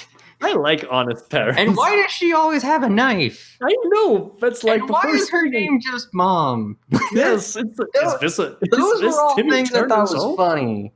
It's like, wait, is this Timmy Turner's home? Please don't. Yeah, I don't want Butch Hartman charging $200 for each panel. This guy has just going off the rails, but that's not the point. Seriously, if he's charging $200 for traced artwork, I might as well start taking commissions now. And why not? Like your things are at least not traced. I mean, I do, but that's for practice. So. Yeah, that's okay. But you wouldn't sell the practice. Yeah. Yeah. So he convinces his mom to buy to buy one of these maid robots. And he's very happy about this. And then he gets Roboco, who's not exactly what he think he wanted to. She is, I think the description loud and terrible at chores, and she can't cook, and she just does a bunch of random stupid stuff that end up causing more problems. But she loves. She loves her master and she wants to help him and she wants to save him. And she is weird because at first she's like, yeah, I can't do anything like that. I'm not good at this. But she's good at destruction and weirdness. And she gets by on this oddity that kind of everybody likes her, despite that her appearance is weird and her behavior is weird. But everywhere she goes, she makes friends and showcases that she has very different capabilities. She might not be what you expect, but what you get is often not that bad either. And that's kind of the appeal of this whole thing, that it's not what you expect and that you get something out of it. That's kind of the approach. And it's very random at places. It has some reference material. And that right, I'm gonna get to that later. Okay. I got a bone to pick with that part. You got a bone to pick with the reference. Is that okay? Yes. We'll get to that later. Okay. And it's like I think that's what it goes for. Like the characters are weird and all seemingly have their own problems. It's very random. It's not much characterization here. It's a gag manga. What do you expect? Roboco is like she's very unconventional, and I kind of love her for that. She's just something very different, you know, and that's fine. You can be cool if you're different too. You don't need to conform. You mean different in the context of like manga as a whole, or just like different in the context of the story? I mean, in a whole sense, but it kind of fits here. I don't know about that. But that's the point. She is different. I get the premise, and like the first chapter was actually pretty funny, especially like just the set. I like most of the jokes that don't involve Roboco. Like I like that his friends are weirdly nice about picking on him. And they're like, oh, we brought cream puffs because it's rude to go to someone's house empty-handed. And, oh, we understand why you can't get a robot made. And it's just like, it's funny in that sense because most of the time, like, they pick on him, but they're so weirdly polite to him. Like, it was actually funny. But I see you have a problem with Roboco. Yes, I do, because I just I mean, don't find her funny. it's I a don't lot find of that oops all reference. I know. it's just I don't like her. I like the humor when it's like Bondo, like the main dude, because he's just like the normal person. He's just like the every person. He's the every kid in the situation. He's just like a normal person, and his like the people around him are weird. His mom openly talks about wanting to, you know, bang her husband, and she always has a knife for some reason. And I honestly think Somebody she's take the pretty knife funny. away from her. She's I making me uncomfortable. I actually thought she was pretty funny. His friends Yeah, are kind that's a of point. funny, and then it's just like when Roboco shows up, I just don't like it. There's something about the kind of humor involving her most of the time that I just don't find appealing, because a lot of the time, like, I've read gag manga before, like not a whole lot, but I have read gag manga. I have found them pretty funny. Yakitate Japan, that's a good one. The question is it too in your face? No, because I like Bobobo. Okay. I like So it's Gintama and stuff like that. It's not that the humor is like too like wacky and radical and this is so random or anything like that. It's more like, I don't know. There's just something about it that I just don't find funny, and most of it has to do with Roboco. Like, oh, she's gonna, like, oh, normally in this situation, a Robot Maid would do this, but she ends up doing this, and I'm just like, okay, so basically, whatever the normal thing is, she's not going to do it, and she's gonna do something dumb or pointless or stupid, or she's gonna destroy something. Okay, yeah. So I know how see. every joke works with her now. It's too predictable for you. Okay, I can get that. Yeah, that's a thing. I don't think this. I'm not sure if that will be continuously the factor. Like, it doesn't feel random enough. Like, Okay. and I'm gonna try and bridge that with into the referential cases. I actually really, and the reference humor, I actually kind of hate that. At least with how they do this in the series and how Roboco herself does the references. One of them was actually pretty good. Like, one of the reference jokes was really cool. It's the title page of chapter 3, because it's drawn in the way that Oda does his stuff, does his title pages for One Piece. You know, he does those like little squared in drawings of those like little requests of just people doing things. And I'm pretty sure this is supposed to be a reference to Akita no Joe. Yeah, it looks like that. And it's like, this is a really good one. I would like that's I would actually I would frame that and hang it on my room, just in my room, just to make the guests uncomfortable. What is space? It's a good double reference. Yes. That one was fine because it wasn't like this thing also exists. Yeah. And I feel like every other time they reference something, it's just this thing also exists. For example, in chapter 2, they say she's sweating like a character in Jujutsu Kaisen. And I'm just like, what's the joke here? Just saying Jujutsu Kaisen exists. Okay. Jujutsu Kaisen, by the way, is a pretty neat little horror action series currently running in Jump. I do recommend it. So that's cool. They say that her knees look like Nappa from Dragon Ball. That's a reference I kind of like, but that's just because I'm so used to making fun of Nappa all the time. So, but like, yeah, okay, sure. It's just representative of that, sure. I don't know. I mean, they make a Final Fantasy VIII reference that nobody will ever get. Where's that reference? That's one of the panty references. I don't mind if you ignore like every time she does a curtsy, she shows her panties. It's just like has random words written on it. Like, I don't get the joke. It's kind of this is the lazy part of a referential humor. I'm not going to lie. It's kind of that's just really just making me not like this. And also, like, when a gang shows up, she shoves bats up their butts. It's just like, are you that?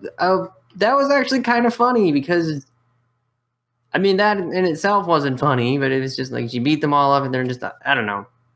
I don't know. It's not what you expect. And that's kind of But the it's point. it's not like the unexpected punchline of like something that is so utterly random that of course it's funny because it's just so bizarre and out of nowhere. A lot of them just feel like this thing exists, this thing exists, this thing also exists, this also exists, and it's just I hate that kind of referential humor. And that's like the main form of reference humor. It's just saying that a thing exists. Like she's sweating like a character in Jujutsu Kaisen. Yeah, but okay, that's not necessarily... draw her like she's in Jujutsu Kaisen. Do that. Yeah, it's kind of like, and I want to make this clear. I think the best jokes that this manga produces are not necessarily the references. It's kind of how bizarre the situations can get, like how they have a board game tournament. Well, not necessarily tournament, but it's like showdown. You see this character who suddenly, whenever they play board games, suddenly turns from cutesy girl to looking like having a massive jaw with a 5 o'clock shadow. It's like, I honestly thought when I saw that, I thought it was supposed to be a reference to something, but I don't know what it was supposed to be a reference to. It might have been a reference to Kochi Kame. It could be, but I'm not sure. At first, I thought it might have been a reference to like Kaiji or Akagi or something like that, but like it's just apparently it's not. It's just there. I think this is the kind of point that I think like the problem with referential humor is that at one point you're not sure if this is an original joke or if it's referencing something obscure, and I think that's where some people will draw the line of what the hell is this. And also in chapter 2, it's not that I hate like the really obscure reference thing. I'm just like, okay, that's fine. But I hate it when they're just saying something exists. Like in chapter 3, chapter 3 actually has like the worst examples that made me realize that I just do not like this series very much. She introduces herself as Kei Yonagi from Act Age. Someone just says, "Do you want to read Act Age?" And then this is the joke that I just absolutely hate. Like, just made me realize, oh, okay, you're really gonna do this. She gives them a fortune and says, one of them says not bad. One of them says not bad luck, and then the next one says not Bakuman. What is the joke here? That's not a joke. Bakuman ended 7 years ago. I think it ended 7 years ago. Like, this is the problem that you have. If you want to have this kind of zany thing, you will end up sometimes with filler material. No, it ended 8 years ago. It ended in 2012. Why are you referencing a series that hasn't been around for 8 years for no reason other than it also starts with "ba," so they can subvert expectation? There's no joke here. In my opinion, I'm getting mad about this because I know off the top of my head there are like at least 3 gag manga series I can think of that do good referential humor that have been in Shonen Jump. Taizo Mota Kingu Saga, Bobobo, Gintama, they all do good referential humor because they do more than just say a thing exists. And I think that's actually what makes like good referential humor. For example, in Bobobo, they're like fighting a villain.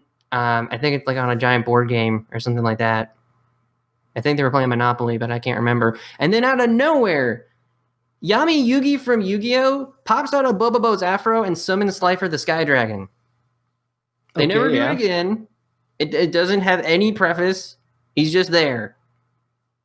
That was hilarious because they went more than just saying I'm gonna summon Slifer the Sky Dragon or say I'm gonna do this. Just they do more than just say Yu-Gi-Oh exists, and it was hilarious because they actually got Kazuki Takahashi, the guy who made the original Yu-Gi-Oh manga, to draw that part. He was just like, "Hey, can you draw Yami Yugi popping out of Bobobo's afro?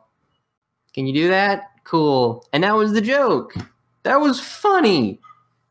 Because they just did more than just say Yu-Gi-Oh exists. Yeah. And in this one, I feel like if they ever made a Yu-Gi-Oh reference, they would just say, do I have to summon Slifer the Sky Dragon or something like that? Like they would just say it, and they're not doing anything with it. And I think I mean, at that's least why I hate the referential humor. At least we're not at the point where we're referencing memes. Okay, Just give it some time. That would be the ultimate death sentence. Like there is nothing. There is no coming back from that. Also, it's just like I kind of understand why they would reference something like Act Age or Jujutsu Kaisen, even though those are very not the thing aimed at the same target audience as this. And I doubt they would actually like be interested in that kind of thing because, like, I mean, if you read Jump already, I mean, yeah, but at least they're referencing series that are currently in the magazine. Like that, at least makes some sense. I mean, like, they also make Dragon Piece, Ball references that also make sense because, you know, everybody knows Dragon Ball. Yeah, and then in chapter 2, Roboco just does the fireball jutsu from Naruto, except it blows up a cream puff, and I'm just I know that was. I mean, I didn't expect it to happen. It's just, it's not. It doesn't feel random enough to be good random humor. Yep. And it doesn't go far enough with the references to have good referential humor. You know Gintama, right? Mm. You remember that one part where he turns into Ichigo at the end of the Arankar arc? Oh, God. Well, he does. Gintama has great referential humor because they do more than just say, oh, this series exists. Like in one part, Gintama just straight up turns into like the super powerful Ichigo at the end of the second arc with like the long black hair and the super crazy Getsuga Tensho, the Mugetsu or something like that. And he just does it. Just cause. And that was funny. Because he actually does more with it than just say, I wish I had the Mugetsu or something. And I think that's just what makes me so mad about this series, because it started out with some funny jokes, and then they just started doing referential humor that doesn't have any joke to it, and it's just really lame. I think they could do better just defining Roboco a little bit better as a consistent character, and then doing something with that. Because manga. I don't think that's gonna happen. I know, but the mom has such a consistent character already, and she's like the highlight of every chapter. Yeah, it's just Roboco herself isn't very funny to me. Everyone else is funny because there's such a weird contrast to Bondo himself, who expects things to be a certain way, and then they do something that's just weird. But they don't be like, ha ha, I'm so crazy and whack. They just do them. They don't draw attention to it. They just act in that way. And that's funny. And then they go to Roboco and they're like, I made you something, master. And then it's just a bowl of random ingredients. It's kind of weird that they did that joke twice already. Yeah, they're probably going to do it again. I mean, it's the running joke probably. It's just, I mean, they even have kind of an aborted version of that where they just say, oh, it was just a glitch. And I'm like, okay, yeah, I get that's a little bit tabula rasa here. Also, have you ever heard of Yakitate Japan? I think I have heard about them, but I'm not sure what it is. It was a serious manga, but then it turned into a gag manga. But it was all about baking bread. Okay. It didn't run and jump. It started out as a relatively serious series, and then like at some point it turned into a gag. I really want to get all 26 volumes of that because I don't know, I like bread. The last chapter of it, like they use the excuse of like I actually think that Yakitate Japan has pretty good referential humor because they use the excuse of bread being so tasty they can only express it by doing something in a way that references another series, but they go further than just saying it exists. Like the last chapter, or like some point in the last couple volumes, they fight bread aliens. One of them One of them eats toast and turns into a super huge kickboxer with the head of Frederick Chopin. Oh, I think you told me about that once. Yeah. Okay, but in the last chapter, they save global warming when someone eats food so tasty, they turn into Dhalsim from Street Fighter and then elevate all the countries of the world above sea level. And that's how it ends. I mean, that's a solution we haven't thought of yet. But it's a good reference. Yes. Because they do something weird with the material. They don't just say it I know I keep saying that, but honestly, I think that is just the main thing that's bugging me about this series and why, I don't know, I just don't find it funny. That's okay. Because it's just Humor is so subjective. with pointless references. I don't know. I'm sorry. But I think our judgment on this is just more mom jokes. more what? Yeah, more of those. Like, more mom jokes. don't have Roboco in it as much. You know, maybe retool the whole thing. It's about mom. That would trying be to funny. bang dad. That'd be pretty fun. That would actually be really funny. That I would much rather read that. That sounds hilarious. Now here it is, free of charge. If you listen Shonen Jump, here's how you fix it. Just get rid of Roboco. Just don't involve her at all, and have it all about the mom. Just doing whatever she does during the day, always carrying that knife. I'd actually read that. Clothing. Why do you have a knife? I would totally read that. It sounds way better. But anyway, sorry, Yeah, I understand. It's the not referential humor. I just had to go off on that for a second because I know it can be done well. Like there are 4 examples right off the bat that do good referential humor. Yep. What did you like really like about it? What did you think of all the reference humor stuff? I mean, the references are at least obscure enough to fit my taste. I mean, making a Final Fantasy VIII reference always makes you put on my side. But the point is, it's just, I think it will wear out its welcome pretty quickly. Gag manga is really hard to keep up. I know. But Unless you have done such a crazy decades. consistent energy. What? Huh? I said What? What? What? Is this a Stone Cold reference? What? I don't know what that means. Wrestling. Don't worry. Oh. So no, I said like some could go on for decades, but this seems not like to be one. I hope it finds its footing eventually because it can be funny. It's just that I don't know if Roboco will be involved. Also, is this a first work? I'm gonna look it up. Because it kind of gives me a feeling of a TV show I watched a long time ago. Doraemon? Huh? Was it Doraemon? No, it was a show about an incompetent genie trying to help a Japanese family out. I feel like I know that. Yeah, I remember it. It was kind of funny because it was stupid, but it wasn't referential at all. Like, it was more slapstick. All right, here we go. No, he's actually done a few things. Okay. Going all the way back to 2014. Hey, at least I'm not the only one who got squeaky ducks today. For some reason, like, his first 2 artworks remind me of Bob's Burgers. What? I don't know. And then they... Wait, what? Why would you reference My Dear Bobby?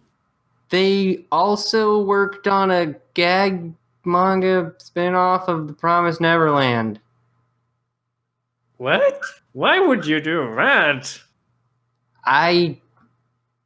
Because it's popular. I mean, this is the most random option you have there. And I'm the guy who finds the Fist of the North Star gag versions funny. But that's just... I mean, to be fair, Fist of the North Star is just a really stupid premise in the first place. That's true, but it works. Yeah. Omae wa mo shinderu. I mean, the gag manga versions just say like that the apocalypse never happened and just puts the characters into the real world. That sounds hilarious. It is. Also, I'm looking at the ratings here on Baka Manga. and there've only been 6 votes so far, and the average is 5.8 Okay. out of 10. I don't. That doesn't count for anything. No. Like, I figured I'd mention it. I wonder what the other new stuff is earned. I don't know. Who We can cares? figure out. But anyway. So yeah, I think that's it. Yeah, I'm sorry I rambled along that last one. It's just referential humor can be done well. I just don't think this one does it well, and I feel like it's probably going to drag itself down further with more pointless references to other Jump properties. And whenever I see those in the series, I thought I would rather be reading Jujutsu Kaisen. I'd rather be reading Act Age, which is actually pretty good, honestly. I'd rather be reading Bakuman. I'd rather be... I don't know. I just didn't like this. Which is a shame, because I thought the first chapter was okay. Yeah. I'm not sure what you should pick for an image for this. I don't know if you want to pick the mom or just the most unflattering Roboco picture you can find. I'm just gonna put like the title page like I did for the last time we did this. I think we should put the mom on at least once. Maybe. It's just it feels like right. She's like our spirit animal for this manga. Yeah, because she was hilarious. And she barely has any screen time, so not screen time, page time. For the fact that she was only like in like maybe 6 panels, she's like amazing. Yeah. Have more of the mom. She was hilarious. And like in chapter 3, I'm just gonna where is this? Also, like in the beginning part of chapter 3, they did actually get a kind of chuckle out of me because she just dispenses chicken tenders from her pigtails, and I'm just like, why? But okay, sure. That's random enough to warrant a funny joke. That's definitely a cool idea. Okay, here's the joke. The mom, like, Bondo has this girl over, and then she says, and then his mom says, "Don't do anything dirty with her," and then she's holding up the knife. Like, she's hilarious. Yes. Don't involve Roboco so much in this series called Roboco and me. And have the mom more. She's funny. If his show fails, make a spin-off of the mom. Yeah, do that. I don't know what you'd call it, but I mean, like, do it anyway. So I'm guessing you're probably going to maybe read more of the chapters of this series? Sure, I just see where it goes and fall off the wayside when it starts getting not funny, probably. Yeah. But I try to do it for mom. Yeah. If they don't involve more of her, I'm straight up dropping this series. I don't think so. She's like the gold of this series, and I don't think they want to get rid of the gold. Like, if they get rid of mom, like, this thing will plummet to the Neverland, I tell you. Yeah. I actually heard a comment from the author somewhere saying, like, oh, this will turn into a serious action series. Or something like that. I think Dragon Ball did that. I mean, yeah, but at this point, I think this could be actually an improvement to it.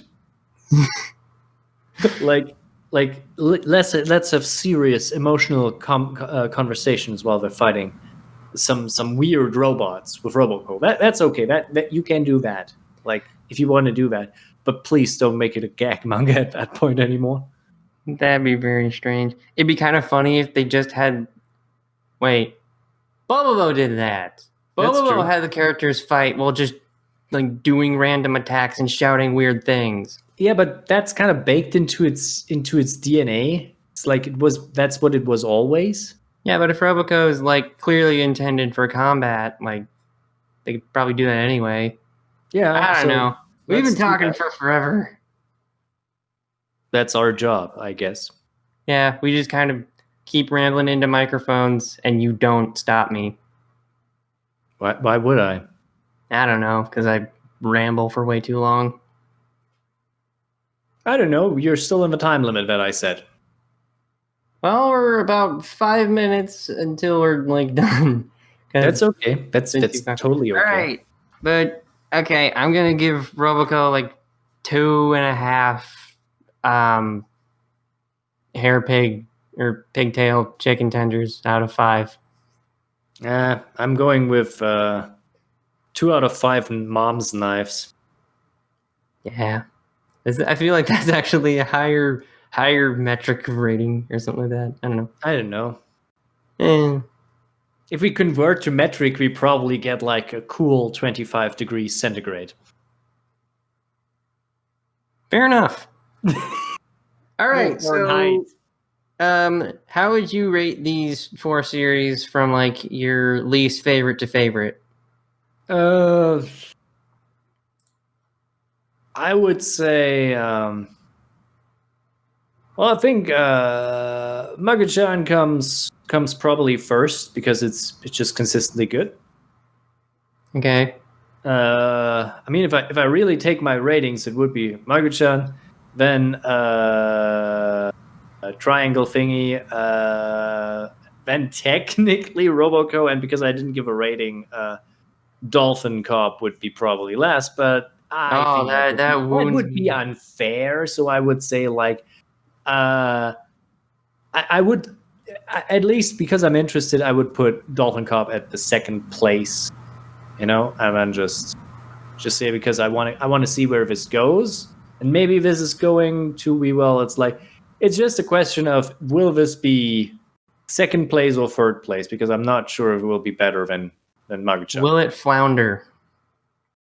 I mean, it could technically, but everything can flounder. That's just... Did you get the joke? I know.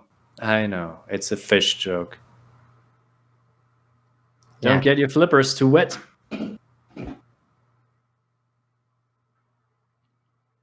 I can do bad fish jokes too. Everyone does bad fish jokes. I'm more a fan of ice puns. Then you'll love the new Yu-Gi-Oh archetype I'm trying to make called Snow Wing. Oh, okay. They're birds. Will it have a card that allows you to destroy all dinosaur type monsters? No. But what killed the dinosaurs? The Ice Age. I thought it was Nibiru. I mean, technically you could use Nibiru for that, but why not have a very weird Mr. Freeze reference? It's just all right. So Magu-chan, then Dolphin, then Triangle, then Roboco. What's your rating? Cool. Yep. Cool.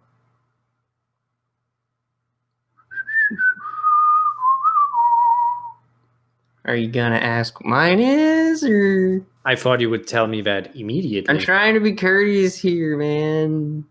Not with a time limit. Just tell me. All right. My favorite is Hardboiled Cop and Dolphin, and then Magu-chan, and then Triangle, just by default, and then Roboco because it dropped so fast for me. I'm pretty sure if they make the mom the main character, we would probably put it on top. Yeah, if she was the main character, just like if it was just like, I feel like it would work better with her and Roboco because Bondo is not enough of a straight man to play the straight man. Yeah. I feel like if the mom was the main character, it would be a lot more enjoyable because she'd probably be a lot more chill with Roboco's antics. Yeah. I mean, she already is. Yeah. So that's what we think. We rambled about manga for 2 hours more. I really want to talk about Guardian of the Witch next time. You really want to do? Shall I read all of the chapters in purpose? I mean, there's 19, man. There's not really that much to it. I mean, sure, but that's enough for me to work out a thing or two. All right. Well, I probably talked for way too long. What you got? You got any words of wisdom to end us off on? Always sacrifice the right things to your dark gods. All right, fair enough. Goodbye. Bye.